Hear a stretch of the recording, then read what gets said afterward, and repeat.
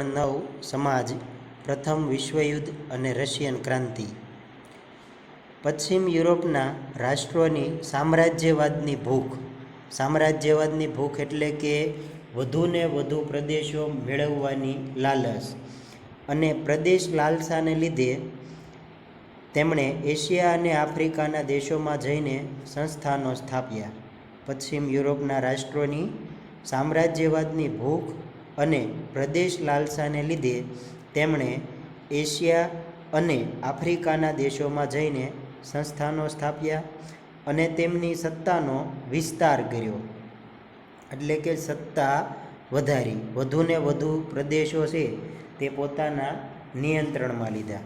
પરિણામે યુરોપના દેશો વચ્ચે સંસ્થાનો સ્થાપવાની સ્પર્ધાઓ શરૂ થઈ હતી. પશ્ચિમ યુરોપના આ સંસ્થાન ભૂખ્યા દેશોએ આફ્રિકા, એશિયાના દેશોને આર્થિક, સામાજિક અને સાંસ્કૃતિક નુકસાન પહોંચાડ્યું હતું. પશ્ચિમ યુરોપના આ સંસ્થાન ભૂખ્યા દેશોએ એશિયા, આફ્રિકાના દેશોને આર્થિક દ્રષ્ટિએ, સામાજિક દ્રષ્ટિએ અને સાંસ્કૃતિક દ્રષ્ટિએ નુકસાન પહોંચાડ્યું હતું. વિશ્વ રાજકારણમાં તેના એવા પરિણામો આવ્યા કે જેને લીધે પ્રથમ વિશ્વયુદ્ધ, રશિયાની બોલ્શેવિક ક્રાંતિ વગેરે જેવા અનેક બનાવોનું સર્જન થયું હતું. તો વિદ્યાર્થી મિત્રો, ચાલો આપણે તેનો વિગતે અભ્યાસ કરીએ. પશ્ચિમ યુરોપ અને એશિયા, આફ્રિકામાં સંસ્થાનવાદ. એશિયા, આફ્રિકામાં સંસ્થાનો સ્થાપવામાં પશ્ચિમ યુરોપના રાષ્ટ્રો મુખ્ય હતા. એશિયા અને આફ્રિકામાં સંસ્થાનો એટલે એક પ્રકારના બજાર કે જ્યાંથી માલ સામાનની ખરીદી પણ કરી શકાય અને વેચી પણ શકાય. તો એશિયા અને આફ્રિકામાં સંસ્થાનો સ્થાપવામાં પશ્ચિમ યુરોપના રાષ્ટ્રો છે તે મુખ્ય હતા. તેમની આ સામ્રાજ્યવાદી લાલસાએ, એટલે કે પશ્ચિમ યુરોપના રાષ્ટ્રો હતા તે વધુને વધુ સામ્રાજ્ય મેળવવા માંગતા હતા. તેમને આ સામ્રાજ્યવાદી લાલસાએ તેમના પડોશી રાષ્ટ્રોને પણ છોડ્યા નહોતા. નેધરલેન્ડ, બેલ્જિયમ અને લક્ઝમબર્ગ પર સ્પેનનો કબજો હતો. નેધરલેન્ડ, બેલ્જિયમ અને લક્ઝમબર્ગ પર સ્પેનનો કબજો હતો. પાછળથી તેના કેટલાક પ્રાંત એટલે વિસ્તાર, પાછળથી તેના કેટલાક પ્રાંતો ફ્રાન્સે પડાવી લીધા હતા. પોર્ટુગીઝ શાસક બિનવારસ મૃત્યુ પામતા લોહીના સંબંધે સ્પેનના રાજા હસ્તક પોર્ટુગલ પણ આવી ગયું હતું.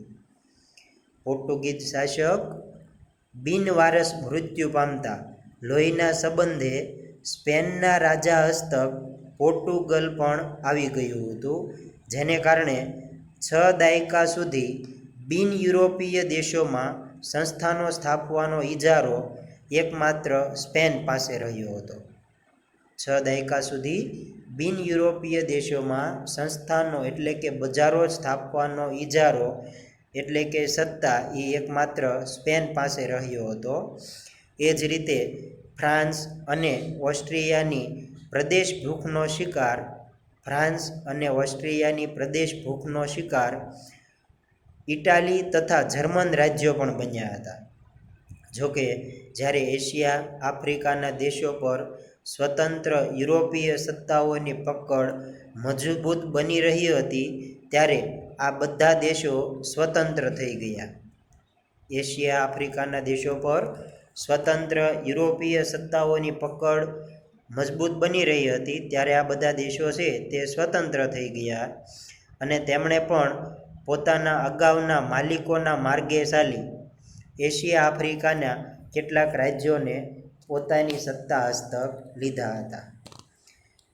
એશિયામાં સંસ્થાનવાદ. ઇંગ્લેન્ડે ભારતમાં પગદંડો જમાવ્યા પછી, પાઠ 1માં આપણે જોઈ ગયા, ઇંગ્લેન્ડે ભારતમાં પગદંડો જમાવ્યા પછી ભારતના પડોશી દેશો શ્રીલંકા, મ્યાનમાર, સિંગાપુર અને મલાયામાં પણ સામ્રાજ્ય સ્થાપ્યું હતું. ભારતમાં અંગ્રેજો એ સત્તા સ્થાપી અને ત્યારબાદ ભારતના પડોશી દેશો જેવા કે શ્રીલંકા, મ્યાનમાર સિંગાપુર અને મલાયામાં પણ પોતાનું સામ્રાજ્ય સ્થાપ્યું હતું.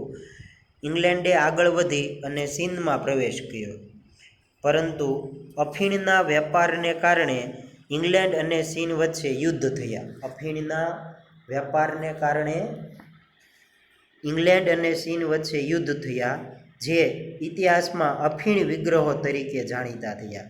ઇંગ્લેન્ડ અને ચીન વચ્ચે જે અફીણ વિગ્રહો થયા, અફીણને કારણે જે યુદ્ધ થયું તે અફીણ વિગ્રહો તરીકે જાણીતા થયા. આ યુદ્ધમાં ચીનનો પરાજય થવાથી બીજા 5 બંદરો વેપાર માટે મળતા ઇંગ્લેન્ડની સત્તામાં વધારો થયો. ચીનનો પરાજય થયો, એને કારણે બીજા 5 જેટલા બંદરો છે એ ઇંગ્લેન્ડને પ્રાપ્ત થયા, વેપાર માટે મળ્યા, એને કારણે ઇંગ્લેન્ડની સત્તામાં વધારો થયો. ત્યાર પછી આગળ ચીનની નબળાઈનો લાભ લઈ Japan, Russia, Germany, France, Belgium અને અમેરિકાએ પણ વેપારી અને રાજકીય અધિકારો મેળવ્યા હતા. ચીનની આ નબળાઈનો લાભ લઈ જાપાન તથા રશિયા, જર્મની, ફ્રાન્સ, બેલ્જિયમ અને અમેરિકાએ પણ વેપારી અને રાજકીય અધિકારો મેળવ્યા હતા. પશ્ચિમ એશિયાના રણ વિસ્તારમાં વિપુલ પ્રમાણમાં નીકળતા ખનિજ તેલે યુરોપીય પ્રજાઓને સંસ્થાનો સ્થાપવા આકર્ષ્યા હતા. પશ્ચિમ એશિયાના રણ વિસ્તારમાં ખનિજ તેલ મળી આવ્યું છે. ખનિજ તેલ મળી આવવાને કારણે યુરોપીય પ્રજાઓને ખનિજ તેલે આકર્ષ્યા. ઇંગ્લેન્ડ, જર્મની, રશિયા અને અમેરિકાએ Iran, Iraq, Kuwait, Saudi Arabia અને બહેરીનમાં તેલ કંપનીઓ સ્થાપી અને પોતાના હિતો જાળવવાના પ્રયાસો કર્યા હતા. ઇંગ્લેન્ડ, જર્મની, રશિયા અને અમેરિકાએ ઈરાન, ઈરાક, કુવેત અને સાઉદી અરેબિયા આ ઉપરાંત બહેરીનમાં તેલ કંપનીઓ સ્થાપી અને પોતાના હિતો છે એ જાળવવા પ્રયાસો કર્યા હતા. હવે આપણે જોઈએ આફ્રિકામાં સંસ્થાનવાદ વિશે. 15મી સદીના અંત ભાગમાં આફ્રિકાના દક્ષિણ ભાગમાં સૌપ્રથમ ડચ પ્રજાએ સંસ્થાન સ્થાપ્યું. 15મી સદીના અંત ભાગમાં આફ્રિકાના દક્ષિણ ભાગમાં સૌપ્રથમ ડચ પ્રજાએ સંસ્થાન સ્થાપ્યું. ત્યારબાદ ઇંગ્લેન્ડે કેપમાં અને ફ્રાન્સે ઉત્તર આફ્રિકાના અલ્જીરિયામાં વેપારી મથકો સ્થાપ્યા હતા. ત્યારબાદ ઇંગ્લેન્ડે કેપમાં અને ફ્રાન્સે ઉત્તર આફ્રિકાના અલ્જીરિયા વિસ્તારમાં વેપારી મથકો સ્થાપ્યા હતા. ઔદ્યોગિક ક્રાંતિને કારણે કાચા માલની પ્રાપ્તિ અને તૈયાર માલના વેચાણ માટે આફ્રિકાનો વિશાળ વિસ્તાર વધુ અનુકૂળ જણાતા યુરોપિયન દેશોએ સંસ્થાનો સ્થાપવા સ્પર્ધા કરી. ઔદ્યોગિક ક્રાંતિને કારણે કાચા માલની પ્રાપ્તિ અને તૈયાર થયેલો જે માલ હોય, આ તૈયાર માલના વેચાણ માટે આફ્રિકાનો વિશાળ વિસ્તાર વધુ અનુકૂળ જણાતા યુરોપિયન દેશોએ સંસ્થાનો સ્થાપવા સ્પર્ધા કરી. બેલ્જિયમના રાજા, જેનું નામ હતું લિયોપોલ્ડે, બેલ્જિયમના રાજા લિયોપોલ્ડે કોંગોનો વિશાળ પ્રદેશ કબજે કરી અને પોતાની સત્તા સ્થાપી. બેલ્જિયમના રાજા લિયોપોલ્ડે કોંગોનો વિશાળ પ્રદેશ કબજે કરી અને પોતાની સત્તા સ્થાપી. ઇંગ્લેન્ડે ઇજિપ્ત, પૂર્વ આફ્રિકાના કેટલાક વિસ્તારો તેમજ દક્ષિણ આફ્રિકાના દેશો અને પ્રદેશોમાં પોતાના મથકો સ્થાપ્યા. ફ્રાન્સે ટ્યુનિશિયા, મોરોક્કો અને પશ્ચિમ આફ્રિકાના પ્રદેશોમાં પોતાનું રાજ્ય સ્થાપ્યું. જર્મનીએ પૂર્વ તથા પશ્ચિમ આફ્રિકાના કેટલાક પ્રદેશોમાં પોતાનું સામ્રાજ્ય વિકસાવ્યું. ઇટાલીએ રાતા સમુદ્રની આજુબાજુના આફ્રિકન દેશો કબજે કર્યા. ઇટાલીએ રાતા સમુદ્રની આજુબાજુના આફ્રિકન પ્રદેશો છે તે કબજે કર્યા. સ્પેન અને પોર્ટુગલે પણ આફ્રિકાના કેટલાક પ્રદેશો કબજે કર્યા. સ્પેન અને પોર્ટુગલે પણ આફ્રિકાના કેટલાક પ્રદેશો કબજે કર્યા. આ પ્રાદેશિક વિસ્તારો મેળવવાની સ્પર્ધા વચ્ચે બર્લિન ખાતે પ્રાદેશિક વિસ્તારો મેળવવાની સ્પર્ધા વચ્ચે બર્લિન ખાતે યુરોપિયન રાજ્યોની એક પરિષદ મળી. આ પરિષદમાં આફ્રિકાના જુદા જુદા પ્રદેશો વહેંચી લેવામાં આવ્યા. જે પરિષદ મળી, આ પરિષદમાં આફ્રિકાના જુદા જુદા પ્રદેશો વહેંચી લેવામાં આવ્યા. આ પ્રમાણે સમગ્ર આફ્રિકામાં યુરોપના વિવિધ દેશોનું સામ્રાજ્ય સ્થપાયું હતું. આવી રીતે સમગ્ર આફ્રિકામાં યુરોપના વિવિધ દેશોનું સામ્રાજ્ય સ્થપાયું હતું.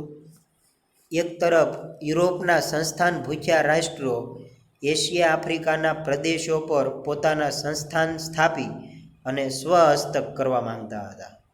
એક તરફ યુરોપના સંસ્થાન ભૂખ્યા રાષ્ટ્રો છે તે એશિયા અને આફ્રિકાના પ્રદેશો પર બજારો સ્થાપી અને સત્તા છે એ સ્વહસ્તક કરવા માંગતા હતા. ત્યારે બીજી બાજુ જર્મની અને ઇટાલીનું એકીકરણ થયું, એટલે એક થયા. જર્મની અને ઇટાલીમાં એકીકરણ થયું હતું. તેથી જર્મનીએ ઔદ્યોગિકરણ, વ્યાપારીકરણ અને સંસ્થાનીકરણની હરીફાઈમાં ઝંપલાવ્યું હતું. એટલે આ સ્પર્ધામાં જર્મની પણ આવ્યું, ઔદ્યોગિકરણમાં, વ્યાપારીકરણમાં અને સંસ્થાનીકરણમાં. આમ આ ઝડપી બદલાતા જતા પ્રવાહોએ આ દેશોનું રાજકીય અને આર્થિક તેમજ સામાજિક શોષણ કર્યું હતું. ઝડપી બદલાતા જતા પ્રવાહોએ આ દેશોનું રાજકીય અને આર્થિક તેમજ સામાજિક શોષણ કર્યું હતું. તેનાથી તેમનો વિકાસ અટકી ગયો હતો, જેણે પ્રથમ વિશ્વયુદ્ધની ભૂમિકાનું સર્જન કર્યું હતું. હવે આપણે જોઈએ પ્રથમ વિશ્વયુદ્ધના પરિબળો. આ પ્રશ્ન છે એ મોસ્ટ આઈએમપી પ્રશ્ન છે. 4 માર્કમાં આ પ્રશ્ન પૂછાઈ શકે છે. તો પ્રથમ વિશ્વયુદ્ધના પરિબળો જણાવો. પ્રસ્તાવના શરૂઆતમાં આપેલી છે. આધુનિક વિશ્વની કેટલીક હૃદયદ્રાવક એટલે કે હૃદયને હલાવી દે તેવી, હૃદય પીગળી જાય તેવી. તો આધુનિક વિશ્વની કેટલીક હૃદયદ્રાવક અને અવિસ્મરણીય એટલે કે ક્યારેય ન ભૂલી શકાય તેવી. તો આધુનિક વિશ્વની કેટલીક હૃદયદ્રાવક અને અવિસ્મરણીય ઘટનાઓમાં પ્રથમ વિશ્વયુદ્ધનો સમાવેશ થાય છે. વિશ્વયુદ્ધ કોઈ એકાદ કે બે પ્રસંગો કે પરિબળોને કારણે થયું ન હતું. પ્રથમ વિશ્વયુદ્ધ છે એ કોઈ એકાદ બે પ્રસંગો કે પરિબળોને કારણે થયું ન હતું. તેની પાછળ અનેક પ્રકારના કારણો જવાબદાર હતા. વિશ્વયુદ્ધ થવા પાછળ અનેક પ્રકારના કારણો જવાબદાર હતા. પ્રથમ વિશ્વયુદ્ધનો પ્રારંભ 1 ઓગસ્ટ 1914ના રોજ થયો. 1 માર્કના પ્રશ્નમાં પૂછાઈ શકે પ્રથમ વિશ્વયુદ્ધનો પ્રારંભ ક્યારે થયો હતો. તો પ્રથમ વિશ્વયુદ્ધનો પ્રારંભ 1 ઓગસ્ટ 1914ના રોજ થયો હતો. જર્મનીએ સેડાનની લડાઈમાં ફ્રાન્સને પરાજય આપ્યો. જર્મનીએ સેડાનની લડાઈમાં ફ્રાન્સને પરાજય આપ્યો. તેથી ફ્રાન્સને ફ્રેન્કફર્ટની સંધિ કરવી પડી. જર્મનીએ સેડાનની લડાઈમાં ફ્રાન્સને પરાજય આપ્યો, એટલા માટે ફ્રાન્સને ફ્રેન્કફર્ટની સંધિ કરવી પડી. આ ફ્રેન્કફર્ટની સંધિ અનુસાર, સંધિના જે નિયમો હતા તે અનુસાર યુદ્ધદંડ અને પોતાના 2 પ્રદેશો, જે યુદ્ધ થયું તેનો જે ખર્ચ હોય તે યુદ્ધદંડ, આ ઉપરાંત 2 પ્રદેશો, ફ્રાન્સના 2 પ્રદેશો આલ્સેસ અને લોરેન્સ એ જર્મનીને આપવા પડે. યુદ્ધદંડ અને પોતાના 2 પ્રદેશો છે આલ્સેસ અને લોરેન્સ એ ફ્રાન્સે જર્મનીને આપવા પડ્યા હતા. ફ્રાન્સ આ અપમાન ક્યારેય ભૂલી શક્યું ન હતું. પોતાના 2 પ્રદેશો આપવા પડ્યા અને યુદ્ધદંડ થયો. આ અપમાન ફ્રાન્સે એ ક્યારેય ભૂલી શક્યું ન હતું. આમ ફ્રેન્કફર્ટની સંધિ જ પ્રથમ વિશ્વયુદ્ધનું મુખ્ય કારણ બન્યું હતું. ફ્રેન્કફર્ટની સંધિ જ પ્રથમ વિશ્વયુદ્ધનું મુખ્ય કારણ બન્યું હતું.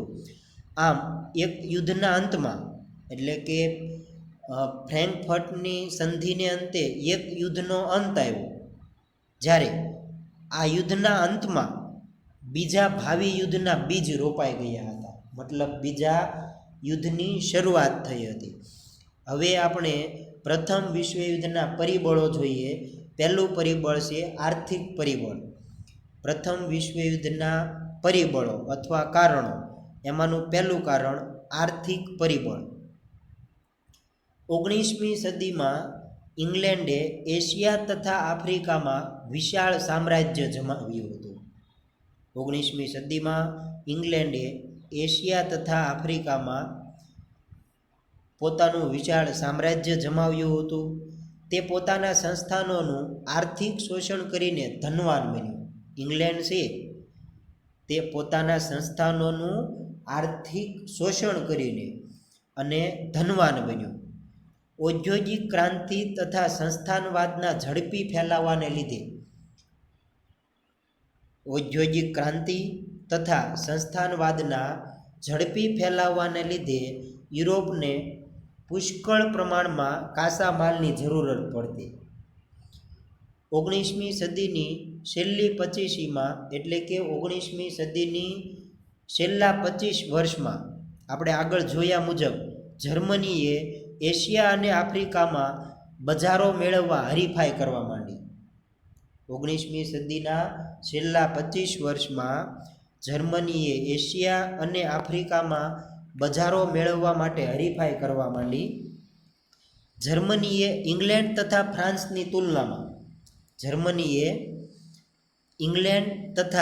ફ્રાન્સની તુલનામાં સસ્તો માલ આપવા માંડ્યા. તેણે એશિયા તથા આફ્રિકાના ઇંગ્લેન્ડ તથા ફ્રાન્સના બજારો આ રીતે તોડવા માંડ્યા.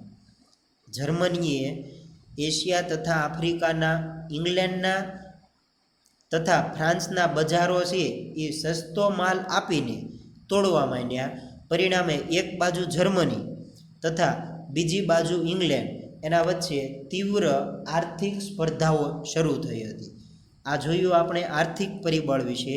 હવે આપણે જોઈએ બીજું પરિબળ, પ્રથમ વિશ્વયુદ્ધ માટેનું બીજું પરિબળ અથવા તો પ્રથમ વિશ્વયુદ્ધ માટેનું બીજું કારણ, લશ્કરવાદ.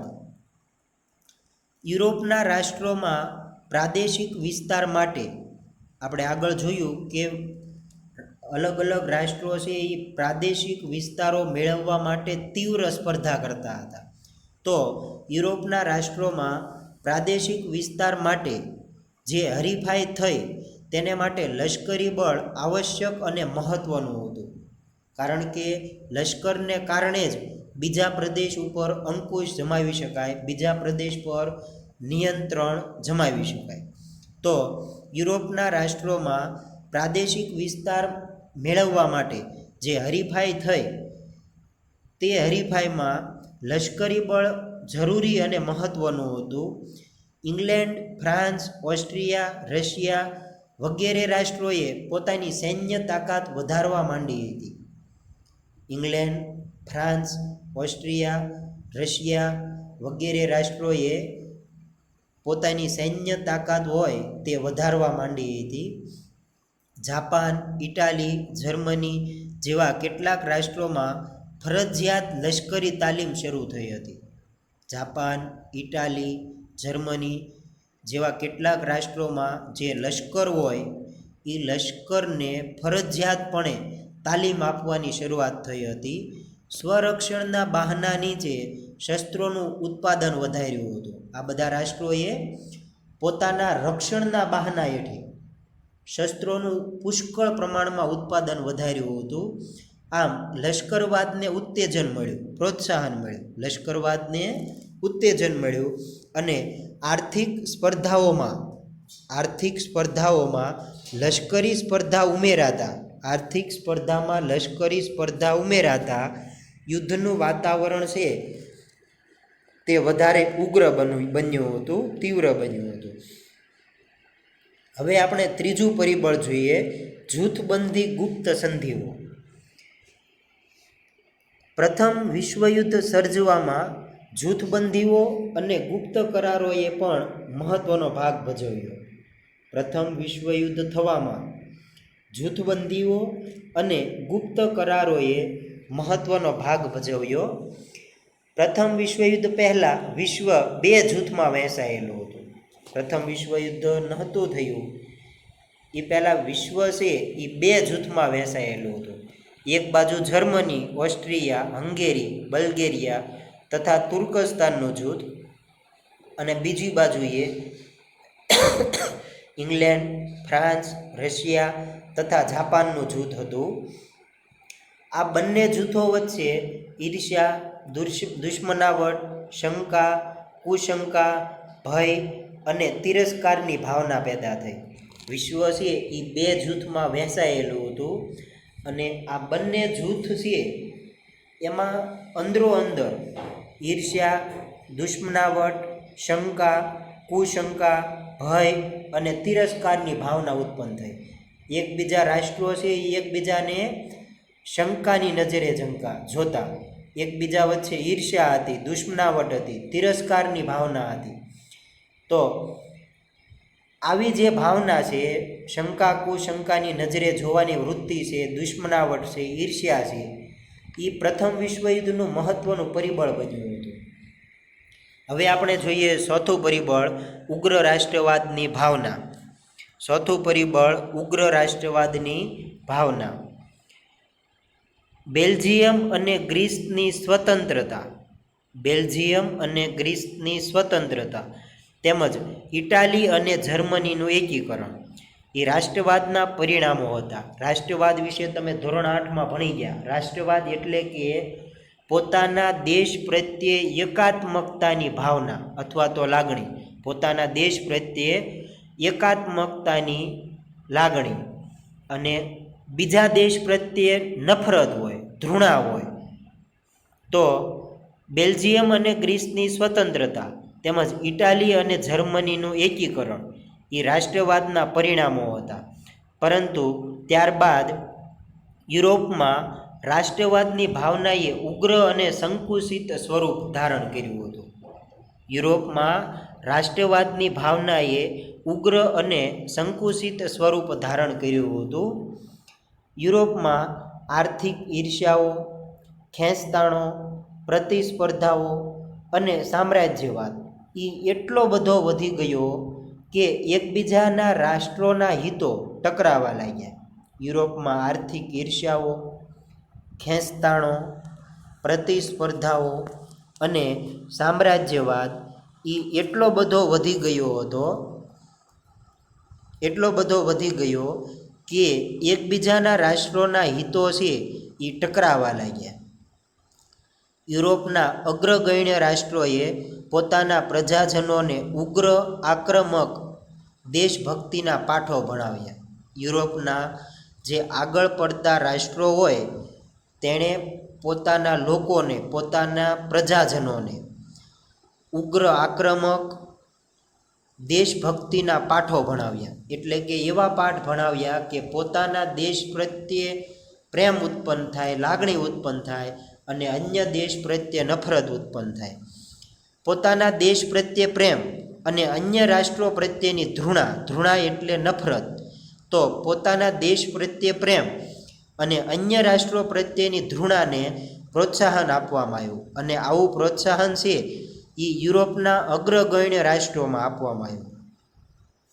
જર્મન સમ્રાટ કેસર વિલિયમ બીજો ઉગ્ર રાષ્ટ્રવાદ અને સામ્રાજ્યવાદનો પ્રણેતા હતો. જર્મન સમ્રાટ જેનું નામ હતું કેસર વિલિયમ એ બીજો ઉગ્ર રાષ્ટ્રવાદ અને સામ્રાજ્યવાદનો પ્રણેતા હતો. તે મહત્વાકાંક્ષી અને વિશ્વ પ્રભુત્વની નીતિમાં માનતો હતો. જર્મન સમ્રાટ કેસર વિલિયમ છે તે મહત્વાકાંક્ષી અને ઉગ્ર આક્રમક નીતિમાં માનતો હતો. અને બીજું કે તે મહત્વાકાંક્ષી અને વિશ્વ પ્રભુત્વની નીતિમાં માનતો હતો. એટલે કે પૂરું વિશ્વ છે એ પોતાના પ્રભુત્વમાં હોવું જોઈએ, પોતાના નિયંત્રણમાં હોવું જોઈએ, આવી વૃત્તિમાં તે માનવાવાળો હતો. તો તે મહત્વકાંક્ષી અને વિશ્વ પ્રભુત્વની નીતિમાં માનતો હતો. તે પોતાની પ્રચંડ લશ્કરી તાકાતથી પોતાનું ધાર્યું કરાવવા માંગતો હતો. કેસર વિલિયમ પોતાની પ્રચંડ લશ્કરી તાકાતથી લોકો પાસે પોતાનું ધાર્યું એટલે પોતાની ઈચ્છા પ્રમાણે કરાવવા માંગતો હતો. જર્મનીની જેમ અન્ય રાષ્ટ્રોમાં પણ યુદ્ધની ભાવના ફેલાઈ અને આ પ્રથમ વિશ્વયુદ્ધમાં પરિણમી હતી. હવે પાંચમું પરિબળ જોઈએ, પાંચમું કારણ જોઈએ, વર્તમાન પત્રોનો ફાળો. યુરોપના રાષ્ટ્રોના વર્તમાન પત્રોના પરસ્પર આકરા, ઉશ્કેરણીજનક એટલે કે લોકો ઉશ્કેરાય, લોકો ઉગ્ર બને, લોકો આક્રમક બને તેવા ઉશ્કેરણીજનક સમાચારો છે એ વર્તમાન પત્રમાં આપવામાં આવે યુરોપમાં. તો યુરોપના રાષ્ટ્રોના વર્તમાન પત્રોના પરસ્પર આકરા, ઉશ્કેરણીજનક, અતિશયોક્તિ ભર્યા એટલે કે ખોટા અને જૂઠા લખાણોએ પરસ્પર હરીફ દેશોની વિરુદ્ધ ઝેર ઓકી પ્રજામાં દુશ્મનાવટની લાગણી એટલી હદે ભડકાવી, એટલે કે દુશ્મનાવટની લાગણી એટલી હદે ઉત્પન્ન કરી કે સત્તા સ્થાને બેઠેલા લોકો શાંતિ સ્થાપવા કે સમાધાન કરવાના પ્રયત્ન પણ ન કરી શકે. યુરોપના રાષ્ટ્રોના વર્તમાન પત્રોના પરસ્પર આકરા, ઉશ્કેરણીજનક, અતિશયોક્તિ ભર્યા અને જૂઠા લખાણોએ પરસ્પર હરીફ એટલે કે જે સંસ્થાનો સ્થાપવા માટે બજાર સ્થાપવા માટે સ્પર્ધાઓ થતી હતી, તો આ બજારો સ્થાપવામાં જે સ્પર્ધા થતી હતી એ પરસ્પર હરીફ દેશોની વિરુદ્ધ ઝેર ઓકી, ટૂંકમાં દુશ્મનાવટ ઊભી થાય. તો એ દુશ્મનાવટની લાગણી એટલી હદે ઊભી થઈ હતી કે સત્તા સ્થાને બેઠેલા લોકો છે એ શાંતિ સ્થાપવા માટે કે સમાધાન કરવાના પ્રયત્ન પણ ન કરી શકે. હવે આપણે છઠ્ઠા પરિબળ વિશે જોઈએ, યુદ્ધ અંગેનું તત્વજ્ઞાન. છઠ્ઠું કારણ છે યુદ્ધ અંગેનું તત્વજ્ઞાન. યુરોપમાં હવે યુદ્ધ એ જ કલ્યાણની નીતિએ જોર પકડ્યું. ટીટસ્કે જેવા જર્મન લેખકોએ સિદ્ધાંત પ્રચલિત કર્યો કે શક્તિમાનને જ જીવવાનો હક છે. ટીટસ્કે જેવા જર્મન લેખકોએ સિદ્ધાંત પ્રચલિત કર્યો કે શક્તિમાન હોય ને તેને જ જીવવાનો હક છે તથા યુદ્ધ એ જ રાષ્ટ્રીય જરૂરિયાત છે. નીત્સે નામના જર્મન લેખકે યુદ્ધને પવિત્ર કાર્ય ગણાવ્યું હતું. ટીટસ્કે નામના જર્મન લેખકે એક સિદ્ધાંત પ્રચલિત કર્યો કે શક્તિમાનને જ જીવવાનો હક છે અને યુદ્ધ એ જ જરૂરિયાત છે. જ્યારે નીત્સે નામના જર્મન લેખકે યુદ્ધને પવિત્ર કાર્ય ગણાવ્યું હતું. ઓસ્ટ્રિયાના રાજકુમાર અને તેમની પત્નીની બ્લેક હેન્ડ નામની સર્બિયાની ઉગ્રવાદી સંસ્થાના સભ્યે ગોળી મારી હત્યા કરી. ઓસ્ટ્રિયાના રાજકુમાર અને તેમની પત્નીની બ્લેક હેન્ડ નામની સર્બિયાની ઉગ્રવાદી સંસ્થાના સભ્યે ગોળી મારી અને હત્યા કરી. આ ઘટના પાછળ સર્બિયાનો હાથ હોવાનો ઓસ્ટ્રિયાએ આક્ષેપ મૂક્યો. આજે ગોળી મારી હત્યા કરવામાં આવી તો આ ઘટના પાછળ સર્બિયાનો હાથ હોવાનો ઓસ્ટ્રિયાએ આક્ષેપ મૂક્યો અને 48 કલાકમાં તેના ગુનેગારને પકડીને ઓસ્ટ્રિયા સમક્ષ હાજર કરવાનું સર્બિયાને આખરી નામું આપ્યું, એટલે કે એવું ફરમાન કરવામાં આવ્યું. ઓસ્ટ્રિયાએ એવો આક્ષેપ મૂક્યો અને 48 કલાકમાં ગુનેગારને પકડીને અને ઓસ્ટ્રિયા સમક્ષ હાજર કરવાનું સર્બિયાને ફરમાન કર્યું. સર્બિયાએ પોતે આ બાબતથી અજાણ હોવાનું જાહેર કર્યું. ઓસ્ટ્રિયાએ સર્બિયાનું કશું નહીં સાંભળતા સર્બિયા સામે યુદ્ધ જાહેર કર્યું આ સાથે પ્રથમ વિશ્વયુદ્ધનો પ્રારંભ થયો હતો.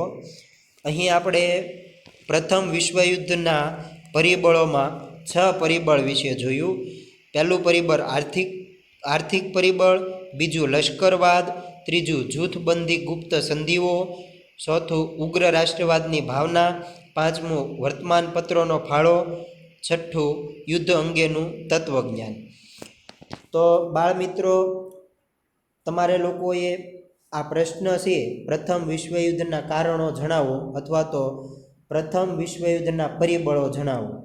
આ પ્રશ્ન છે તમારે રફ બુકમાં અને જો ફેરબુક બનાવ્યું હોય તો ફેરબુકમાં લખવાનો છે.